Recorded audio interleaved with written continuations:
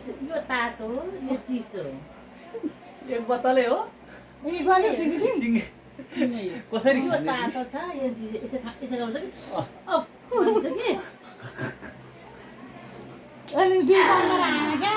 हँ? दिदी कलमा राखेन नि आयो आयो यो तातो छ चिसो यो छ। चिसो छ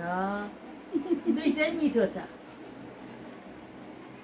दिदीलाई बोतल देखाउनु त्यहाँ यो राजु भाइले कुशल भाइले किनिदिएको आज दिनभरि जाडो थियो कि अनि खादिरी भनेर यसमा घोलेर खाने गरेको छ यो भरे भिडियो बना किन केबाट आयो भने